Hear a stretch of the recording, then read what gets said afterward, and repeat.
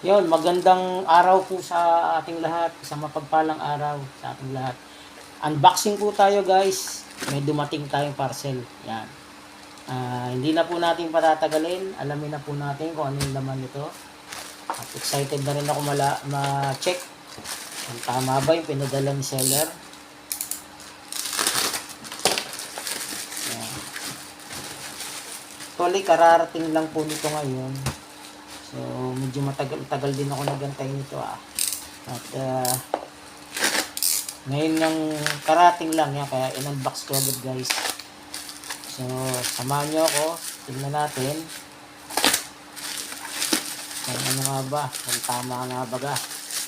Yan. Magandang packaging naman, magandang packaging niya. Bubble wrap. Then, yan. Okay, magandang ano. Then, naka-box pa. Naka-box pa siya. Then, naka-tape. Tingnan natin.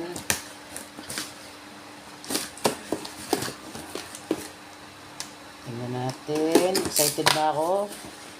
Ayun, dumating na ang ating pinakahihintay, guys. With free sticker pa. Sticker ba to? Shout out from Team Underground of Mini 4-Wheel Drive Philippines. Yan. Shout out sa seller.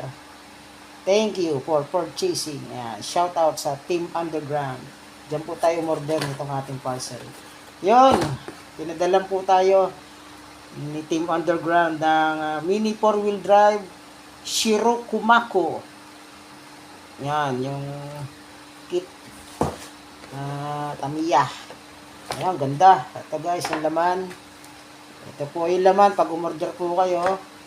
Yan, may mugs, wheels and mugs. Yan, ito para sa mga mga gusto umorder dyan. Yan, yan po yung kanyang cowl. White yung cowl. Then yung kanyang chassis. Ganda, color blue. S2 chassis. Actually, first time kong mag S2 Ito po S2.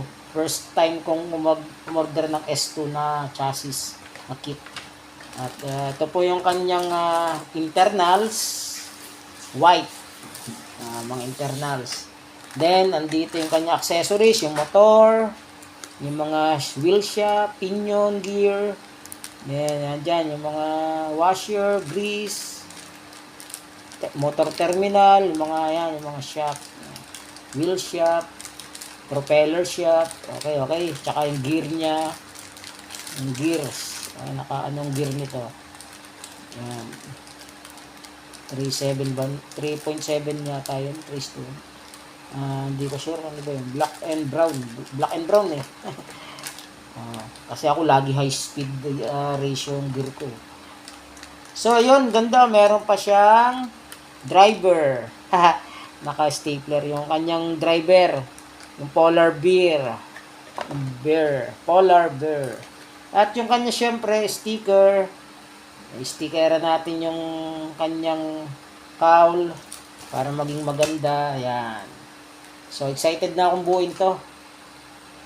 So, ayos. Nice. Andyan yung kanyang mga manual, instructions. Okay. Kung paano siya buuin. Ganda. So, sana maging maganda. Sana makapanalo to. So, yun lang guys. Thumbs up. Quality. Shout out kay Team Underground. So, yun. Buuin natin to.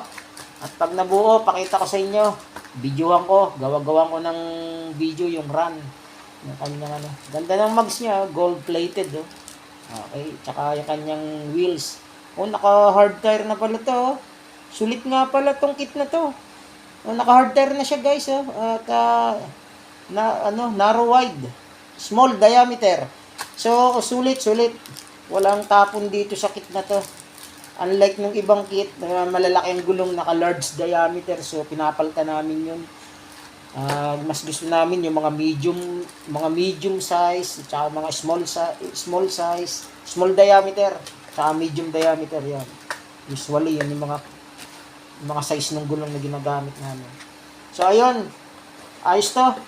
Hindi ko alam kung bubuuin ko ba to o i-display ko. Ayos.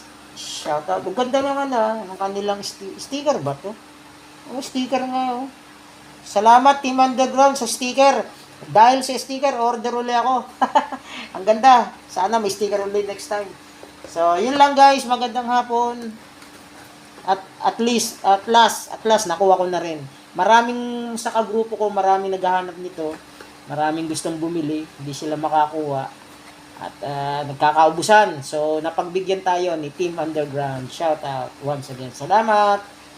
At sa lahat po na nakapanood, please like and subscribe naman po sa ating YouTube channel. Salamat. Ganito na lang.